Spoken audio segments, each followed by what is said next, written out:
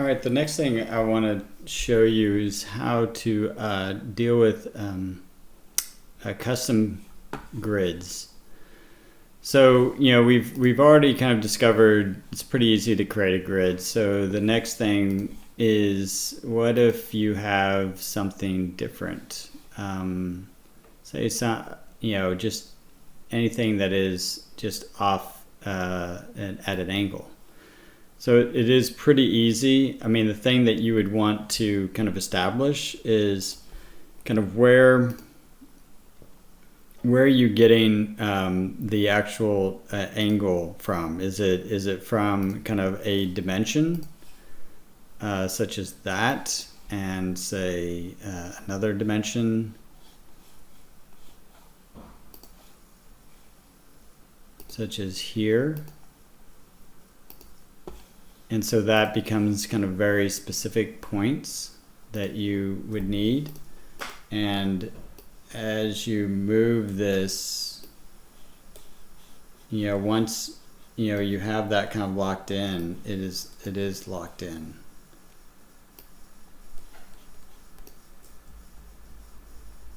I can move with my my arrow keys and change that. But that is about it. So, essentially you'd probably want to kind of draw that angle first before you kind of placed it. But you can also have grids that are different shapes. So, say an arc.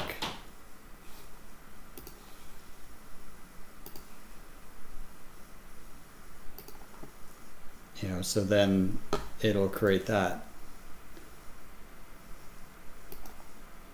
So this is how, essentially what we use a grid for is so we can actually place columns at the intersections. It could be that you skip an intersection, you create this kind of large volume. It all depends on the design, but at each of these grid points, it is by default they would have a column. And so we would reference, the A2 column as A2.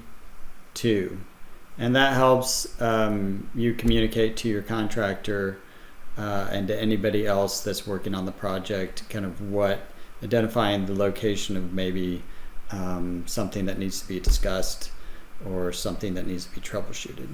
All right, so that is just to show you how to do that. The other things that you might need to know is, well, how do I change location if I need to change this grid? There's a couple ways to do it. Obviously, we can kind of use the click and drag method and pay attention to dimension as it changes. The other way is to click on the dimension and then put in a specific parameter. So say 24 feet.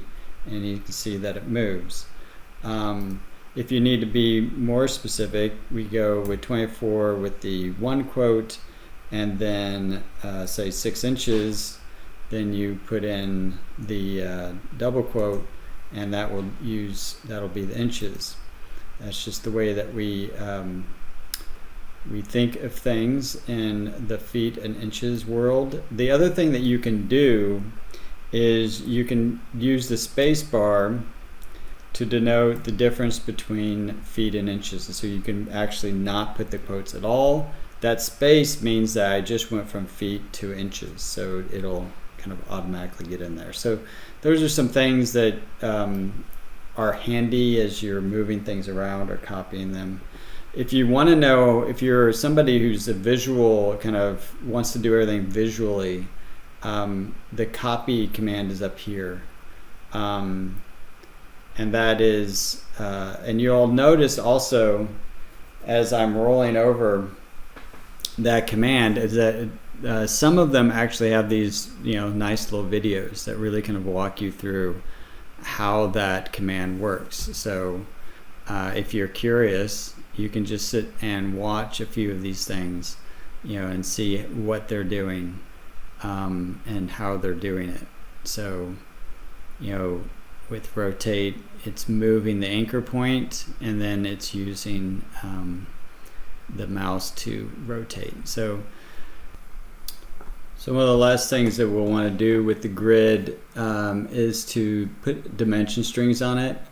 We will only use this for this assignment, but just so we know that and verify that you've placed your grid where they should be.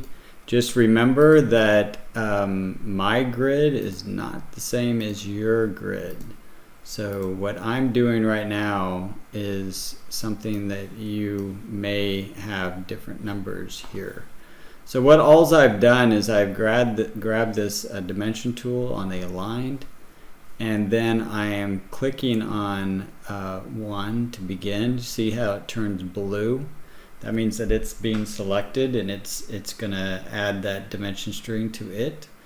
And then I'm clicking through the others, and then to finish the dimension string, you just decide where it's going to be located and then click one more time.